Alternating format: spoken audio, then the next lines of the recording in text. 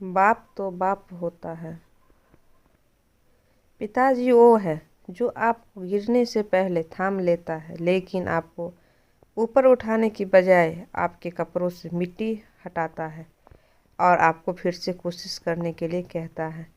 आज की कहानी एक पिताजी और उसके पुत्र की है। एक पिताजी अपने पुत्र के लिए क्या क्या कर सकता है, वह इस कहानी से स्पष्ट हो जाएगा। एक बार एक पुत्र अपने पिताजी से लड़ाई करके गुस्से में घर से बड़बड़ाता हुआ निकला और बस स्टैंड की तरफ जाने लगा।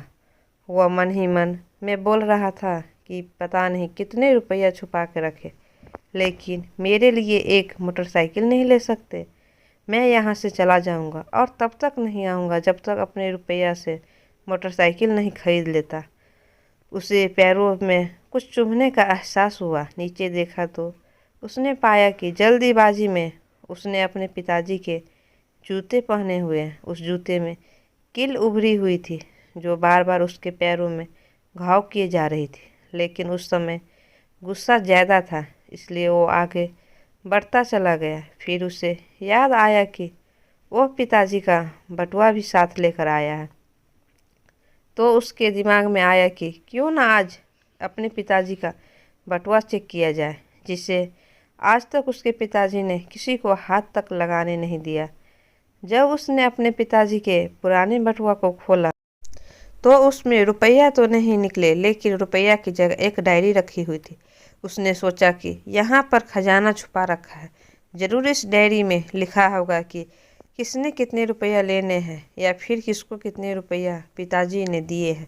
लेकिन वह गलत था। जब उसने उस डायरी को खोला तो पहले पन्ना पर वहाँ पर जो लिखा था वो थोड़ा अजीब था। डायरी के पहले पन्ने पर जो लिखा था उसे पढ़ने के बाद उसके चेहरे पर जो हाव भाव थे वो गायब हो चुके थे, क्योंकि डायरी में वैसा कुछ नहीं लिखा था जिसकी उसने उम्मीद की थी, या फिर वे जो भी सोच रहा था। उस डायरी में रुपया का हिसाब लिखा हुआ था, जो अलग अलग कामों के लिए अलग अलग लोगों से उधार लिए गए थे। उस सूची में कंप्यूटर के लिए रुपया लिए हुए थे, जो इस प्रकार लिखा हुआ था। 50,000 के कंप्यूटर के लिए वो वही कंप्यूटर था जिसे वो आज तक इस्तेमाल करता आ रहा है। लेकिन उस पुत्र को ये नहीं पता कि उस कंप्यूटर को खरीदने के लिए रुपया कहाँ से आए थे। उस डायरी में कैमरे का भी हिसाब था। उस पुत्र को याद था जब उसने पहली बार कैमरे के लिए जिद की थी, तब उसके पिताजी ने ठीक 2 हफ्ते बाद उसके जन्मदिन पर दिया था, जिसे देखकर वो बहुत खुश हुआ। और उससे खुश देखकर उससे ज़्यादा खुश कोई था तो वो थे उसके पिताजी। अब उसके पुत्र ने से गुस्सा एकदम गायब हो गया था। जब उसके पुत्र ने दूसरा पन्ना पलटा तो उसमें कुछ इच्छा लिखी हुई थी। पहली इच्छा जो थी वो थी अच्छे जूते पहनना। ये बात उसके पुत्र को समझ नहीं आई। तभी उसके पैर सड़क पर एक गड्ढे में जा पड़ा जिसमें पानी भरा था, जिससे पुत्र के पैर गीले हो गए। उसने जूते को पलट कर देखा तो उसने देखा कि जूते जो है नीचे से फटा हुआ था। ये देखकर उसे डायरी में लिखी हुई बातें समझ आ गई। तभी उसे उसके माँ पिताजी की बात याद आई। माँ हमेशा यह बोलती थी कि अब तो नए जूते ले लो, लेकिन पिता हमेशा बोलते थे कि नहीं, अभी कुछ दिन और चलेगा, ये जूता कुछ दिन पहले ही तो लिए थे। उसे आज समझ आ रहा था कि कितने दिन और चलेंगे। साथ ही साथ उसे यह भी समझ आ रहा था कि उसके पिताजी बटुआ को क्यों छुपाते रखते थे। तभी उस डायरी को पढ़ते पढ़ते वो बस स्टैंड पहुंचा और एक बेंच पर आकर बैठ गया। और अब उस डायरी का आखिरी पन्ना उसने पलटा तो वहाँ कल की तारीख लिखी हुई थी और नीचे लिखा था 50,000 रुपये बाइक के लिए। पुत्र बस इतना पढ़ा और उसका दिमाग एकदम सुन्न सा हो गया। अब उसके मन में कोई गिला शिकवा नहीं बचा था। आंखों से आंसू आ गए। उसे कुछ समझ नहीं आ रहा था कि वो क्यों रो रहा है। अब वो जल्दी से घर जा रहा था।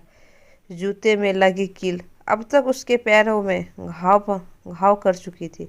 उसने तुरंत उस जूते को खोला और फेंक दिया। अब वो नंगे पैर ही दौड़े जा रहा था और घर पहुंचा, लेकिन उसके पिताजी उसे घर पर नहीं मिले। उसे समझ आ गया था कि उसके पिताजी कहाँ गए होंगे। वो सीधा बाजार की ओर भागा और पता नहीं उसमें इतनी हिम्मत कहाँ से आ गई थी कि वह भागते हुए थक नहीं रहा था। वह उस बाइक वाले की दुकान पर पहुंचा। उसके पिता वहीं थे। उसने अपने पिताजी को दौड़कर गले लगा लिया।